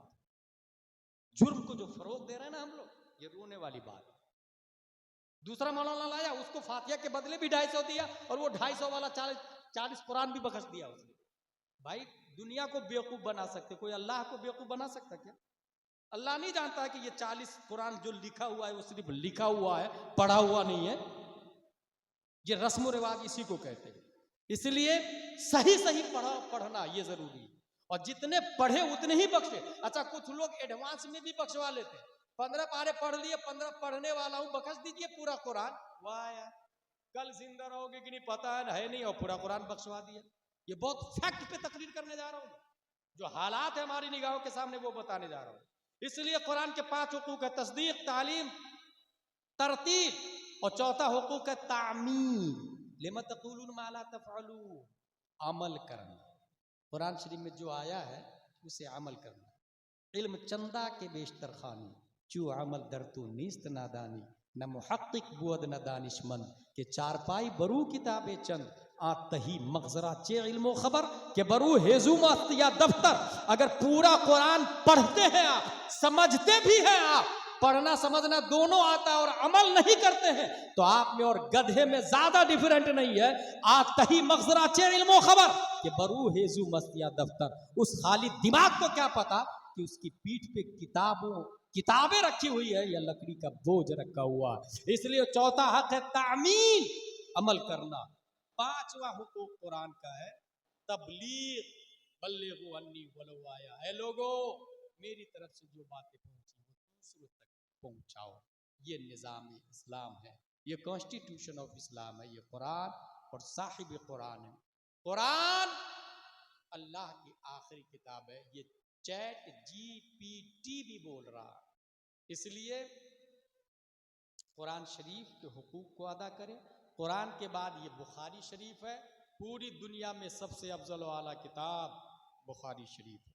हुजूर सल्लल्लाहु ताला अलैहि वसल्लम की बात है इसमें, बात। हुजूर सल्लल्लाहु अलैहि वसल्लम के कौल व फ़िल और तकरीर को हदीस कहा जाता है, और लोग बहुत आसान समझते हैं बुखारी शरीफ। आज है जामिया कादरिया मज़हरुल उलूम में बुखारी शरीफ है, मगर लिखने में कितनी मेहनतों का, मशक्क़तों का सामना करना पड़ा, अगर आपको मैं बताऊं तो आप रोएंगे बैठ को। अगर एहसास ईमान होगा तो। मैं मुख्तसर सिर्फ इतना बता दूं, 19 जुलाई 810 ईस्वी में इमाम बुखारी पैदा होते हैं। बचपन में आंखों की बिनाई चली गई थी, माँ बहुत नेक थी, दुआ करती थी, "ए अल्लाह मेरे बेटे की आंख दे दे, मेरे बेटे की आंख दे दे, मेरे बेटे की आंख दे दे।" एक दिन ख्वाब में इब्राहिम अलैहिस्सलाम आए, जा अल्लाह ने तेरे बेटे को आंख दे दी। सुबह उठी तो मेरा बेटा देख रहा, मां बहुत खुश हो गई। अ क्वेश्चन अराइज, ख्वाब में कौन आए? इब्राहिम अलैहिस्सलाम। जानते हैं क्यों? क्योंकि इमाम बुखारी का नाम है अबू अब्दुल्लाह मुहम्मद बिन इस्माइल बिन इब्राहिम। बाप का नाम इस्माइल, दादा का नाम इब्राहिम, और ये दोनों नबी हैं। ये दोनों नबी है कि नहीं? इस्माइल अलैहिस्सलाम नबी है, इब्राहिम अलैहिस्सलाम नबी है। नबी के नाम पर इनके बाप दादा का नाम है। इसका मतलब यह हुआ कि नाम का असर होता है। इसलिए अपने बच्चों का नाम पप्पू डिप्पू टिम्पू नहीं रखे, नबी के नाम पे नाम रखे, नबी के नाम पे नाम रखे। और नाम रखने से पहले मौलाना साहब को फोन लगाए, नाम रखने के बाद माना ढूंढने के लिए फोन नहीं लगाए। वो पप्पू का माना ढूंढ दीजिए ना जरा क्या होता है, परवीन का माना ढूंढ दीजिए ना क्या होता है। कहां से मिलेगा फिरोजुल लुगात में परवीन का माना? कहां से मिसबाहुल लुगात और अलकामुल जदीद में गुड्डू का माना मिलेगा? ये जहालत है, ये रस्म, ये रिवाज है। मुस्नद अहमद बिन हंबल 7,50,000 हदीसें याद थी इनको, इमाम अहमद बिन हंबल को। इमाम बुखारी को 6 लाख हदीसें याद थी। इमाम अबू दाऊद को 5 लाख हदीसें याद थी। इमाम मुस्लिम को 3 लाख हदीसें याद थी। मगर इमाम बुखारी ने बुखारी शरीफ में बगैर तकरार के 2,761 हदीसें कोट किया। और याद रखिएगा बुखारी शरीफ ये किताब लिखने में 16 साल लग गए, 16 साल। और 3 मर्तबा नजरसानी किया है। पहली मर्तबा तो सफर और हजर में, और दूसरी मर्तबा खाना काबा में गुस्ल करके 2 रकात नफल नमाज पढ़ के तबवीब करते थे। इस हदीस को इस बाब में, इस हदीस को इस बाब में, इस हदीस को इस बाब में। और तीसरी मर्तबा मस्जिद नबवी रौजा और मिंबर मुस्तफा के दरमियान बैठ करके, तब ये किताब हमारी नजरों के सामने में है। आज हमारे जामिया कादरिया में खत्म कादरिया भी आज हुआ, मेरे तो खत्म बुखारी भी। अल्लाह का लाख लाख शुक्र है। ये बुखारी शरीफ की एक हदीस शरीफ बता दूं मैं आपको, वो हमारे उलमा के बारे में है। अन अबी हुरैरा रज़ियल्लाहु अन्हु नबी सल्लल्लाहु अलैहि वसल्लम क़ाल कानत बनु इस्राईल तसुहुमुल अंबिया कुल्लमा हलका नबियुन खलफहु नबियुन व इन्नहु ला नबिय्य बअदी व सयकुनु खलफा फयक्फुरून क़ालू फमादा तअमुरुना या रसूलल्लाह क़ाल फू बिबैअतिल अव्वल फल अव्वल। यह हदीस शरीफ, इस हदीस शरीफ का मतलब यह है कि माजी में नबी के बाद दूसरे नबी आते थे, मगर हमारे नबी के बाद कोई नबी नहीं आया। फिर क्या होगा भाई, दीन का निजाम कैसे चलेगा? फरमाया हमारे नाइब होंगे, हमारे खुलफा होंगे, और अल उलमा वरसतुल अंबिया होंगे। फिर क्या करना है? बोले जिससे मुरीद होना, जिससे बैत होना, जिस आलिम दीन से। मैं आलिम दीन इसलिए बोल रहा हूं कि जो आलिम नहीं है वो पीर हो ही नहीं सकता। वो लॉलीपॉप दे रहा, फिर झुनझुन्ना बेच रहा है वो आप लोगों के साथ। पीर होने के लिए आलिम होना जरूरी है। तो वो खलीफा जो आलिम है, अगर बैत हो जाए तो उनकी फरमा बरदारी मजबूती से करे, मजबूती से करे। यह हदीस तीसरी बार जब इसको तबवीब नजरसानी की गई, कहां लिखा गया? मस्जिद नबवी रोज़ा मुस्तफ़ा और मिंबर मुस्तफ़ा के बीच में बैठ के। इसीलिए इमाम बुखारी ने ख्वाब में देखा कि हुजूर सल्लल्लाहु अलैहि वसल्लम के दाढ़ी मुबारक पर डस्ट है, तो वो साफ कर रहे, साफ कर रहे। ताबीर पूछा तो बताया कि सही और गलत हदीस में, ज़ईफ और मौजू हदीस के साथ साथ मौजू हदीसों से आपने सही हदीस को अलग किया है। ये चेहरे मुस्तफ़ा को निखारने से ताबीर किया है। ये निखारना है चेहरे मुस्तफ़ा को। कौन सी जगह पर लिखी गई? आखिरी बार नजरसानी फिर से सुन ले एक बार। इस बुखारी शरीफ पर हमारा ईमान है। रोज़े मुस्तफ़ा और मिंबर मुस्तफ़ा के बीच में ये जगह कौन सी है जानते हैं? अभी एक देवबंदी है पाक का, वो मरदूद ये बोलता है माज़ल्लाहि रब्बिल आलमीन हुजूर सल्लल्लाहु ताला अलैहि वसल्लम अज़वाजे मुतहरात से मुलाकात करते हैं। ये सुन्नियों ने ऐसा लिख दिया है। देखिए कितनी गंदी बात लिखा सुन्नियों ने, माज़ल्लाहि रब्बिल आलमीन। कौन बोल रहा है ये? वहाबी देवबंदी बोला, भोपाल वाला बोला, ये दिल्ली वाला बोला, ये सहारनपुर वाला, नदवा वाला, देवबंद वाला, थाना भवन वाला बोल रहा कि नबी अज़वाज मुतहरात से मुलाकात करते हैं। देखो कितनी गंदी बात लिख दिया, माज़ल्लाहि रब्बिल आलमीन। अब इस अकीदों को साफ करने के लिए मैं एक बात बता के वमा अलैना इल्लल बलाग, वो ये है कि आप लोग बताइए, हम लोग मरते हैं तो हमारी बीवी दूसरे से शादी कर सकती कि नहीं कर सकती? फिर से सुने सवाल, हम लोग मरते हैं तो हमारी बीवी दूसरे से शादी कर सकती कि नहीं कर सकती? कर सकती। क्यों कर सकती? क्योंकि मौत नाक़िज़े निकाह है। मौत क्या है? नाक़िज़े निकाह, यानी मौत निकाह को खत्म कर देती है। जिस तरह सोते हैं तो वुजू टूट जाता है, नौम नाक़िज़े वुजू है, नौम नाक़िज़े वुजू है, ऐसे ही मौत नाक़िज़े गुस्ल भी है और नाक़िज़े निकाह भी है। इंसान मरता है तो हम लोग नहा के क्यों दफन करते हैं? क्योंकि उसका गुस्ल टूट गया, गुस्ल फर्ज है उस पर, और ये फराइज आयद होते हैं जिंदों पर कि उसको नहला के कब्र में डालेंगे। क्यों नहलाते हैं हम?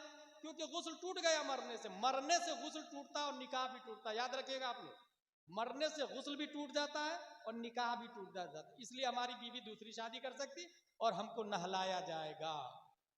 लेकिन हुजूर सल्लल्लाहु ताला अलैहि वसल्लम की जो अज़वाजे मुतहरात है, उनका निकाह इंतकाल के बाद में हराम हराम अशद हराम। अज़वाजे मुतहरात, नबी की बीवियां अज़वाजे मुतहरात दूसरा निकाह नहीं कर सकती। क्यों नहीं कर सकती भाई?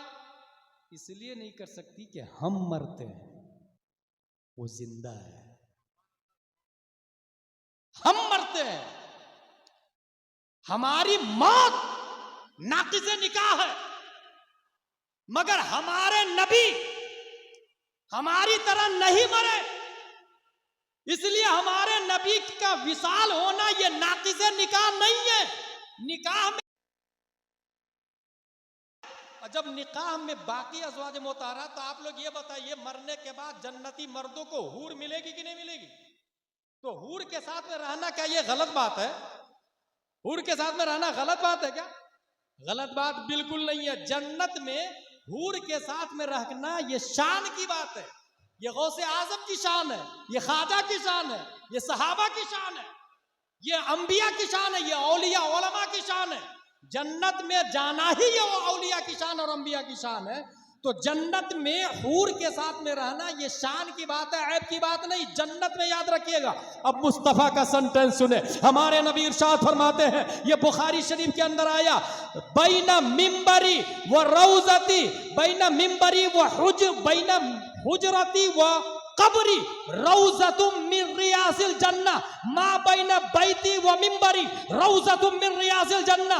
मेरे घर और मेरे मिंबर के दरमियान जो जगह है वो जन्नत है, जन्नत। पता ये चला, दुनिया वाले बाद में जन्नत में जाएंगे, हमारे नबी जहां दफन है वो आज ही जन्नत है, जन्नत। और जन्नत में अज़वाज के साथ और हूस के साथ में रहना ये ऐब नहीं, बल्कि ये शान की बात है। नारे तकबीर, नारे रिसालत, हजरत अल्लामा गुलाम